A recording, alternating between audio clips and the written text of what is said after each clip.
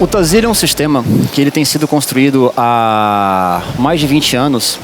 A gente ficou positivamente surpreso quando a gente identificou que uma das peças fundamentais no desenvolvimento de software visando o LGPD ou qualquer legislação de privacidade é o Privacy by Design e o Security by Default. Então, o fato da gente ter seguido com essa mentalidade dos últimos 20 anos, segurança e privacidade, nos trouxe uma vantagem muito grande na relação das plataformas antigas que nós temos, seja ela o Delphi ou o Java, porque diversos requisitos que a LGPD ela nos exige já estão cumpridos ali dentro. E na plataforma do HTML5, ela já foi totalmente montada, já voltada para legislações europeias, como a GDPR e a ORA-KEYS.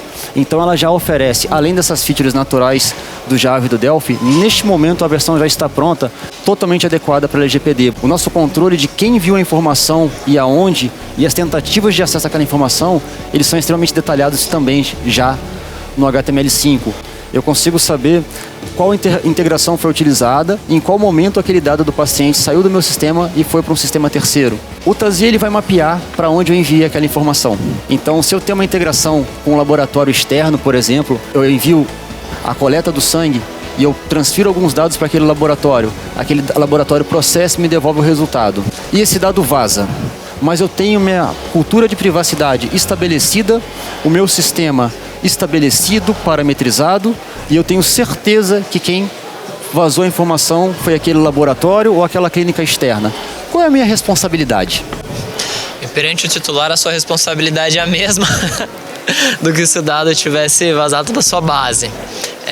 A lei ela propõe essa relação entre os stakeholders da lei da seguinte forma, né? A gente tem o titular nessa ponta, o titular ele tem uma relação com o controlador do dado, que é para quem ele estabelece aquela relação contratual, quem é que presta esse serviço para o titular, né? Por isso que é muito importante, quando a gente pensa num programa corporativo de privacidade, a gente entender que eu preciso estabelecer uma cultura de privacidade, como o Wagner falou, com todos os meus colaboradores. Se o meu hospital tem um corpo clínico externo, isso acontece muito, a gente tem que entender que esses médicos do corpo clínico aberto são também prestadores de serviço, assim como o laboratório, né? Independente de quem for, eu que vou responder para esse titular.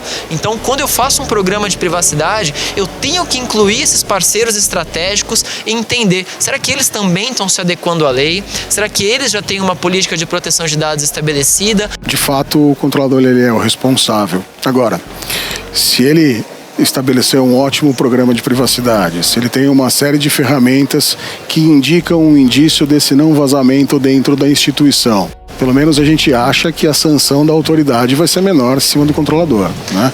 Exatamente. Isso vai ter um peso diferente, né? Ele não vai pagar esse pato sozinho. Se a gente faz a nossa lição de casa, com certeza a nossa penalidade administrativa, ela ainda assim diminui.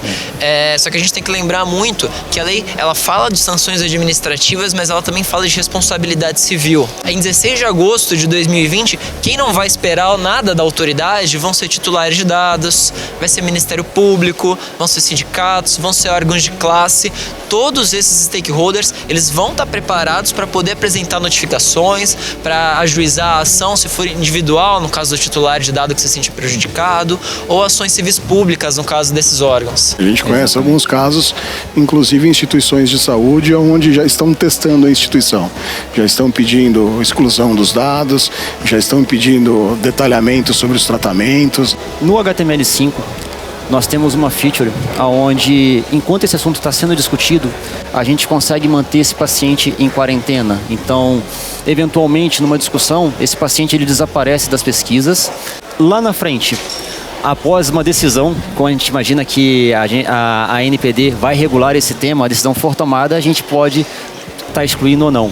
Ao mesmo tempo, a gente implementou alguns controles, como boas práticas, onde nós podemos restringir o acesso ao prontuário daquele paciente, não mais para todo mundo que tem acesso àquela função, mas apenas para a equipe que está envolvida no atendimento daquele paciente diretamente. Ou ainda nós podemos aumentar a barra e dizer que apenas determinados profissionais têm acesso àquele prontuário. Então são features que não estão presentes na legislação como itens mandatórios, mas que são, na minha visão, boas práticas. Hoje nós temos diversos clientes, inclusive é um processo muito utilizado e difundido nos últimos anos, que é o login através do cartão corporativo, né? Então, para facilitar o nosso acesso, o profissional ele simplesmente passa aquele cartão e o sistema destrava o login. Ele ganha produtividade. Muitos hospitais usam essa tecnologia. Porém, isso é um código de barra 2D. E pensando em segurança, um código de barra 2D ele é facilmente escaneado, xerocado, duplicado. Nossa recomendação agora é a migração para o RFID. A gente teria a mesma velocidade, mas porém muito mais segurança. Um aparelho de fazer cópia de cartão no RFID não é tão trivial hoje em dia como um scanner ou uma máquina de xerox disponível. No HTML5, por exemplo, nós nem permitimos mais o login via código de barra. É direto no RFID ou login biométrico ou ainda utilizando o AD do sistema.